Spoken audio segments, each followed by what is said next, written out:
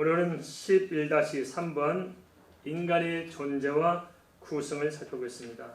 하나님께서 인간을 거저 창조하신 것이 아니고 하나님의 깊은 섭리와 계획 가운데 사람을 이 땅에 내보내셨습니다. 첫째, 사람을 창조한 목적을 우리가 알아야 됩니다. 그래야 우리가 인생을 헛되이 살지 않고 하나님의 창조 목적에 합당히 살 때 우리 삶이 복되게 살 수가 있는 것입니다. 하나님께서 인간을 창조하는 목적이 무엇일까요? 그것은 하나님의 영광을 위해 살도록 하셨습니다. 그런데 여기에 대해서 사람들이 많은 의문을 갖기 시작해요. 아니 그럼 우리가 수단이니까 하나님 당신이 복이나 좋도록 우리가 창조돼야 되고 우리 하나님의 무슨 기쁨 줍니까? 이렇게 말할 수 있을 거예요. 그러나 그렇지 않습니다. 우리 입장에 한번 생각해 보세요. 우리가 자식 좋으라고 자식을 낳았어요. 자식이 물어보고 낳아줄까 말까 물어보고 자식을 낳아줘서 손들어 보세요. 한 분 없어요. 다 누구 때문에 낳았어요? 낳아줘라 난 거거든요. 그렇죠. 낳아주기 위해서 자식을 낳은 거라고요. 그렇지만 자식을 낳는 수가 어떻게 됩니까? 나를 위해 살아요? 자식을 위해 살아요? 자기는 못 먹고 안 쓰면서 살 수 있게 다 바치잖아요. 이게 부모가 하는 거예요. 하나님도 그러셨어요.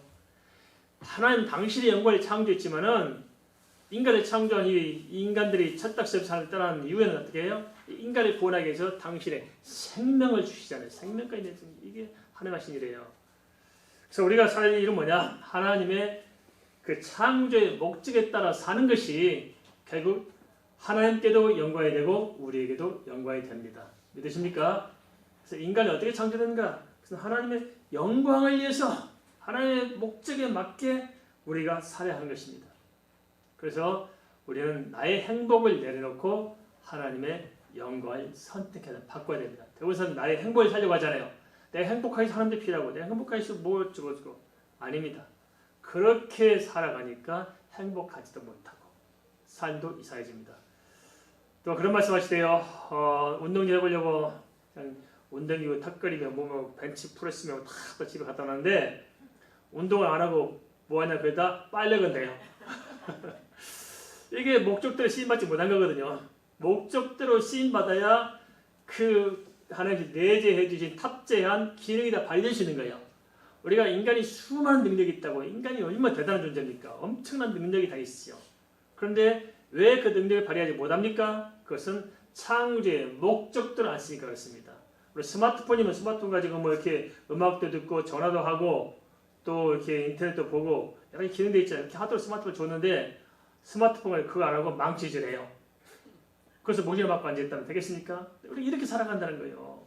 이게 인간의 어리석음이거든요. 그래서 왜 우리가 창조의 목적을 깨닫는 게 중요하냐? 하나님의 창조 목적을 살 때 나머지 하나님이 역사하신 것입니다.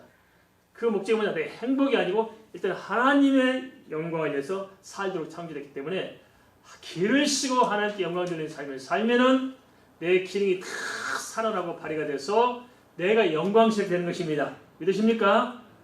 두 번째, 창조의 모습을 깨달아야 됩니다.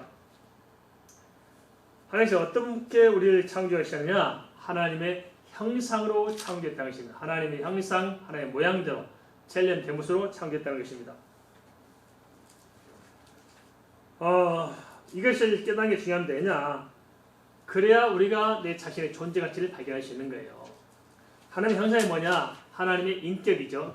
두 번째 하나님의 인격이고 또 하나님께서 우리 사랑의 대상으로 우리를 창조했고 하나님의 목적대로 창조했기 때문에 우리를 하나님을 닮도록 창조하신 거예요.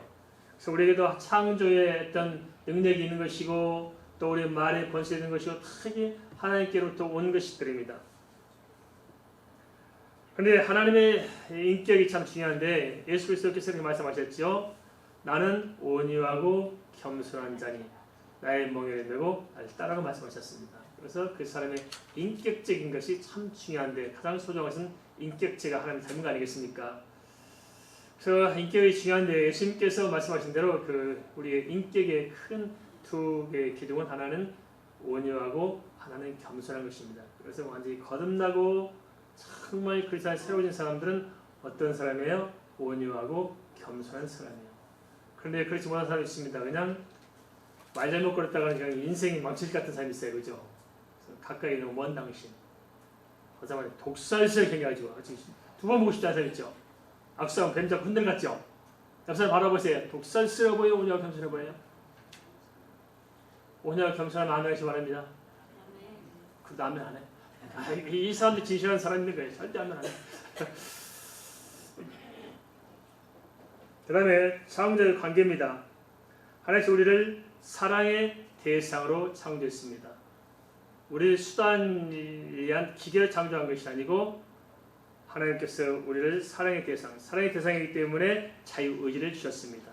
하나님은 일방적으로 우리를 그런 것이 아니고 인간도 하나님을 사랑하고, 그래서 하나님의 사랑을 깨닫는 자가 하나님을 사랑하며 사는 것입니다. 이 좋은 관계를 위해서 그를 창조했다는 것입니다. 그 다음에 인간의 구성입니다. 인간이 어떻게 구성되냐? 영과 혼과 육으로 구성되었다는 것입니다. 어떤 분들은 2분서를 주장하시는 분도 있고 3분서를 주장하시는 분도 있습니다만 다 타당성이 있습니다. 또 어떤 사람은 유기체적인 단일체를 주장하는 사람이 있습니다. 영과 혼과 육은 하나다. 맞습니다. 2분서도 맞고 3분서도 맞아요. 근데 크게 보면 2분설이 맞습니다. 왜냐? 인간은 육은 흙에 져서 흙으로 돌아가지만 영혼은 영혼이 존재하지 않아요. 두 개를 보시는데, 또 2분설을 주장하고 또 깊이 보면 또 영과 또 혼은 또 차이가 있습니다. 그 차이를 인정하지 못하면 문제가 생겨요. 뭐냐? 짐승들도 역시 똑같이 혼적 작용하잖아요. 짐승들도 스스로 판단하고 스스로 무리를 짓고 대화도 하고 서로 또 회의도 하잖아요. 짐승들도. 그래서 짐승들이 얼마나 똑똑합니까? 짐승들이 얼마나 똑똑하면 죽을 때 개에게 이상한 물린 사람 있잖아요. 세계 부자들 개가 많습니다. 몇 천을 가진 개도 있고 몇백억 가진 개도 많고, 같은 개팔자가 상팔자입니다. 완전히. 그죠? 우리도 그렇게 못 가졌잖아요. 근데 걔가 얼마나 주인의 마음에 쏙 들겠으면, 아유 나 새끼도 안 죽거든. 네가 살아났다. 그래서 걔에게 유산을 물려주고 걔가 사람을 종부려 먹고 살아요. 아무리 그래도 걔들은 절대 하나님을 찾지 않아요. 기도하러 오지도 않고 절대 교우지 않아요. 우리 교회는 근데 특별히 하나 와요. 강집사가 와요. 주일의 목사님이 강아지 한 마리 데리고 오는데 이게 또 에베시가 조용하네 또 알고, 그래서 제가 강집사로 임명했어요. 나는 오늘 때 강집사다. 강아지 집사. 그래서 제가 그래서 네가 차라리 우리 그냥 어지떠지게 집사보다 100번 낫다. 이 집사들 주일에 교회 다녀오는데 너는 저렇게 또 철학까지 오냐? 나중에 안식사 세울 때 너 같이 세워주마.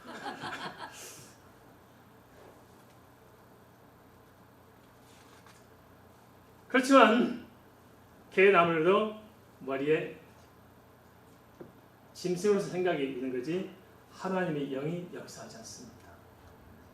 인간은 영적 존재예요. 맞습니까? 그래서 이 영과 혼과 육은 하나로 뭉쳐져서 하나로 작용해요. 이게 안 되면 곤란합니다. 주먹돼서 돌멩이 던지는데 손이, 나의 마음은 앞으로 던졌는데 손이 거꾸로 나한테 향해 던지면 맞박던지잖아요. 이런 사람들은 문제가 있죠. 병원에 가봐야 되죠. 이게 사람의 이렇게 영혼력이 유기체적으로 움직인다는 것입니다.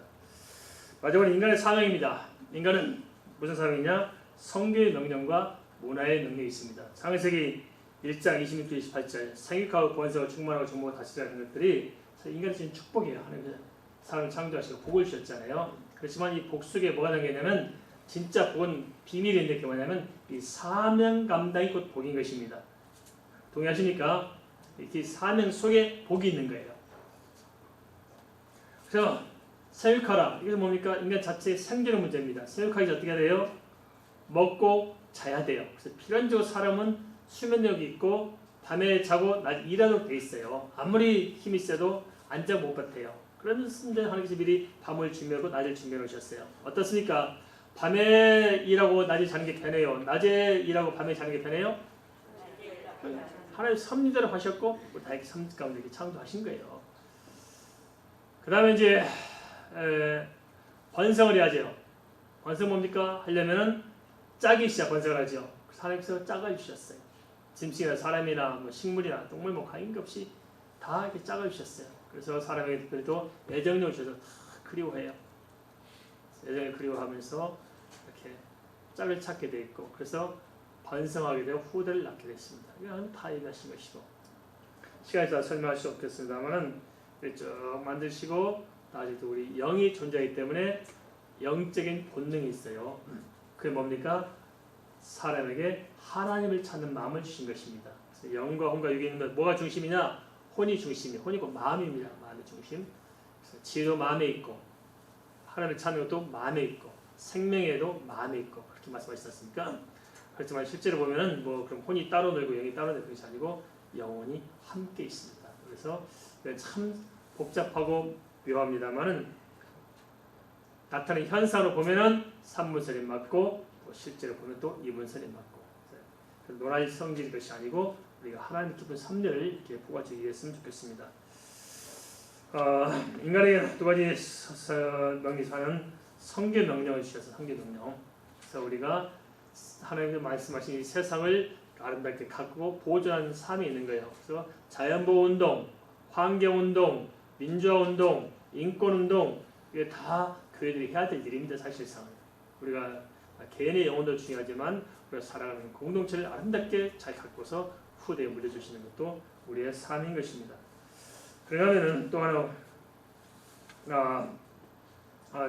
말씀을 좀 뒤집어져야겠는데 그런 문화명령이 있고 또 하나는 성경명령이 있어요. 성경명령 뭐냐면 영혼을 구원하는 일입니다. 그래서 우리가 이렇게 복음을 전해서 예수님께 만들고 구원에 이르도록 하는 것들. 그래서 이 땅에 하나님 창조한 질서를 잘 가꾸고 아름답게 개발하고 아름답게 만들어서 풍성한 하나님의 같은 문화를 통해서 이 세상을 아름답게 보존하고 창출해 갈 수 있는 성경 명령과 문화 명령과 또 동시에 사랑하는 사람들에게 예수 믿도록 하는 성경 명령 이걸 잘 감당해야 될 것입니다.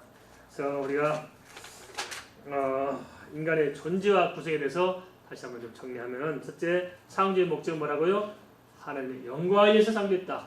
인간의 행복 그것이 희망을 차리고 하나님의 영광을 위해서 살 때 행복은 따라오게 됐습니다. 두 번째 창조의 모습은 누굴 닮게 하셨어요?